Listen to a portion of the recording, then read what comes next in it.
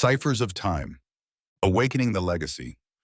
Chapter 11, The Power Stone. The air in the training hall was thick with tension, heavy with the scent of burning incense and the musky perspiration of determined exertion. Shantanu's chest heaved as he focused on the intricate patterns Vishwa had drawn on the floor, the symbols that were supposed to unlock the mastery of a city at will. But no matter how intently he concentrated, how deeply he willed it, the city remained elusive, like a mirage dancing just out of reach. Shantanu!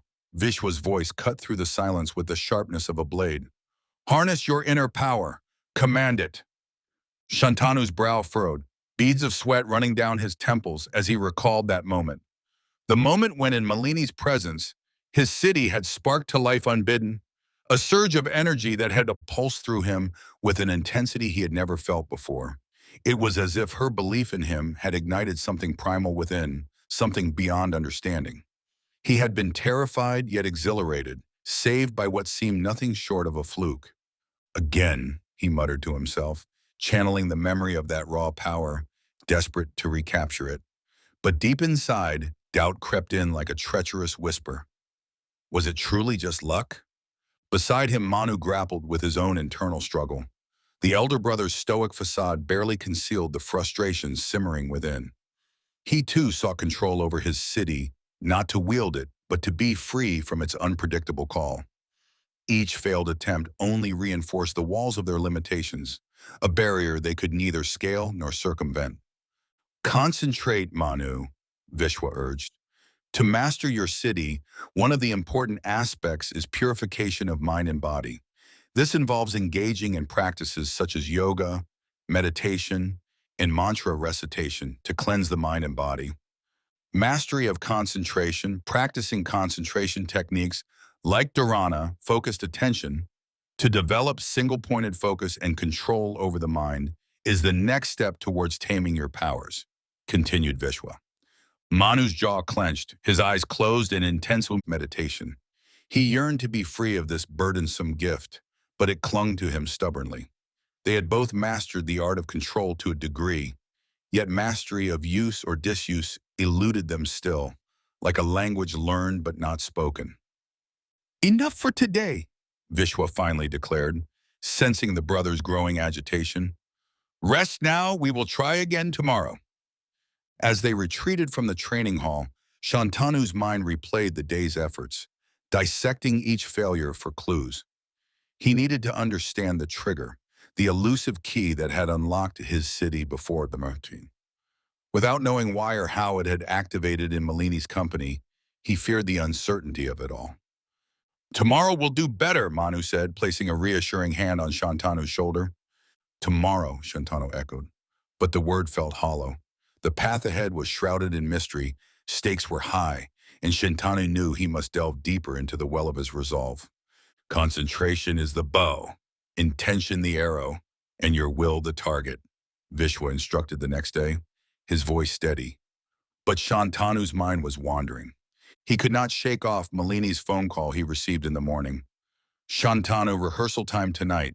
Our first performance is coming up soon, and we need to perfect our act. Her tone laced with the excitement. Vishwa frowned, displeased with Shantanu's lack of concentration. At this rate, you'll never gain control over your city, he remarked sternly.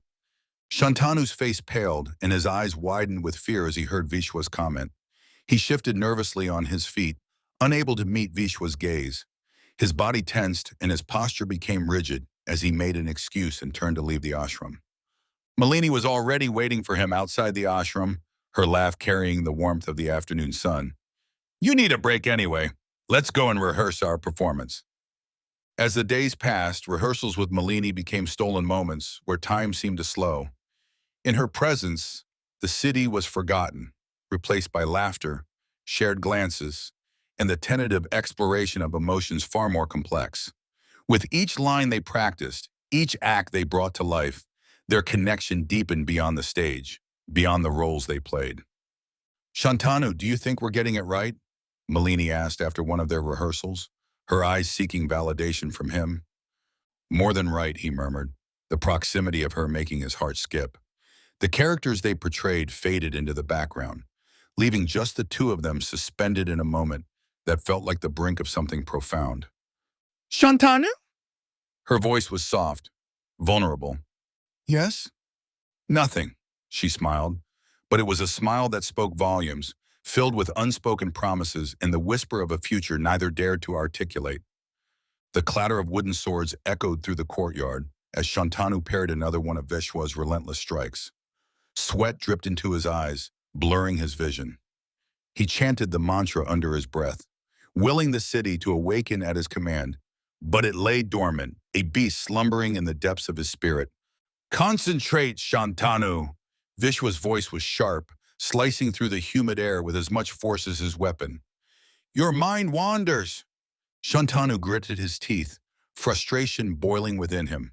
A part of him knew that Vishwa was right. His focus had indeed been wavering ever since those stolen moments with Malini. Yet every time he tried to summon the city during these sessions, it was as if a wall rose up within him, impenetrable and cold. Again, Vishwa commanded, stepping back into stance. Manu stood to the side, arms crossed over his chest, observing the exchange. His own trials were no less taxing, the burden of his city weighing heavily upon him. The desire to rid himself of it gnawed at his resolve. That morning, Manu received a call from his employer in London. They couldn't extend his leave of absence any further and gave him a 1-month deadline to return to work. Worries about his wife and son began to weigh heavily on him. The city never responds when I need it to.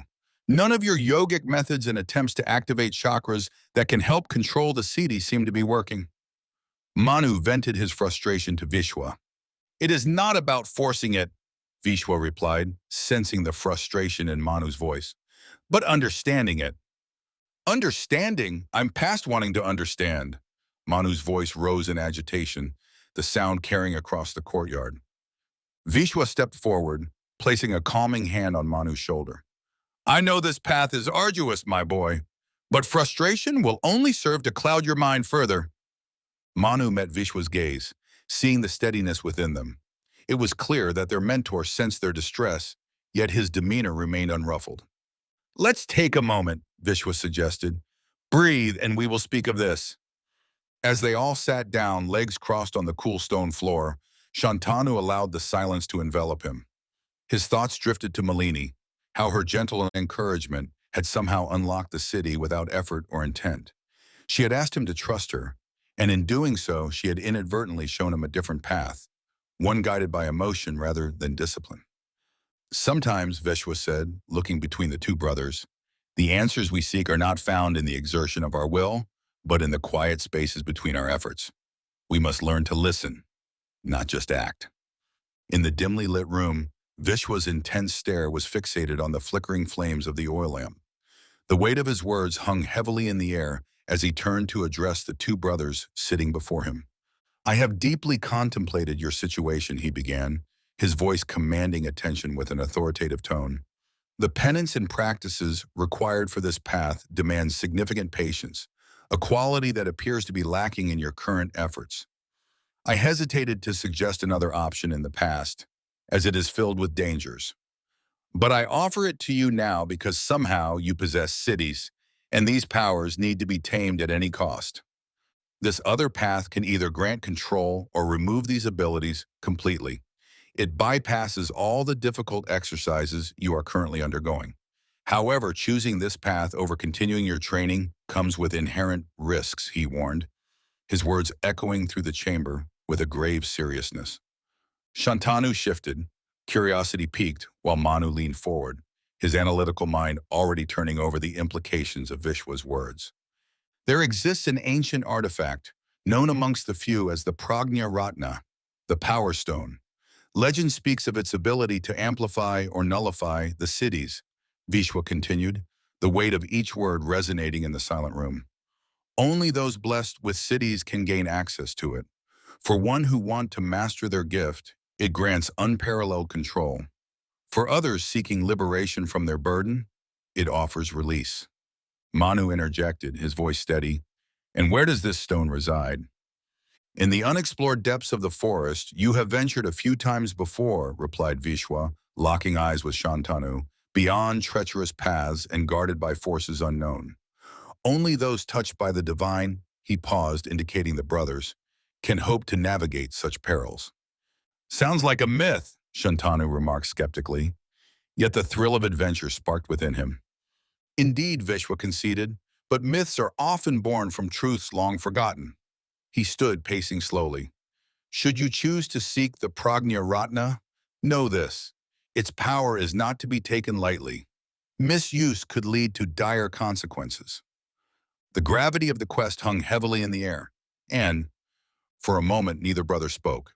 It was Manu who finally broke the silence, his analytical mind dissecting the potential risks and rewards. We need to consider this carefully, Shan. The stakes are beyond anything we've dealt with before. Shantanu nodded, feeling the pull of destiny tugging at his heartstrings. The chance to wield his city with precision beckoned him, while the possibility of freeing Manu from his unwelcome gift seemed a prize worth any risk. Let's do it, Shantanu declared, his decision made more by instinct than reason. Very well, Vishwa replied, sensing the resolve in them both. Prepare yourselves. Gather what you need for a journey fraught with peril. We will reconvene at dawn. As the brothers left Vishwa's chamber, the night air felt charged with the promise of the quest ahead. They would find the Prajna Ratna. The door closed behind Manu and Shantanu with a quiet click, leaving Vishwa alone in the dimly lit chamber. With calculated movements belying the storm of anticipation brewing within him, Vishwa reached into the folds of his robe and extracted a small, archaic-looking cell phone. His fingers paused over the keypad for a moment, as if gathering the weight of the words he was about to speak. Finally, with a deep breath that did little to betray his inner turmoil, he pressed the call button. The phone emitted a series of beeps, each one echoing like a drumbeat counting down to an inevitable confrontation. The connection cut through thousands of miles, reaching across oceans and piercing the tranquility of a forest where mystical whispers melded with the rustle of leaves. Hello? Came the crackling voice from the other end, weighted with the wisdom and weariness of ages. Guruji, Vishwa began, his voice steady but laced with reverence. The long-awaited moment has finally come. It's time. A pause stretched over the line, filled with unspoken understanding between master and disciple. In the silence, Vishwa could almost hear the distant calls of exotic birds and the gentle whisper of the mountain breeze that would be caressing Guruji's weathered skin. Very well, Guruji responded at last, his tone conveying the gravity of the situation. Proceed with caution, Vishwa. The fate of our existence hinges upon the outcome of this endeavor. Understood, Master. I will guide them, Vishwa affirmed, his words a solemn vow. He pocketed the phone, a resolute expression hardening his features. The plan set in motion would require every ounce of skill he possessed, and there was no room for error. The brothers were embarking on a dangerous path, a journey that would test their mettle and potentially alter the course of history itself.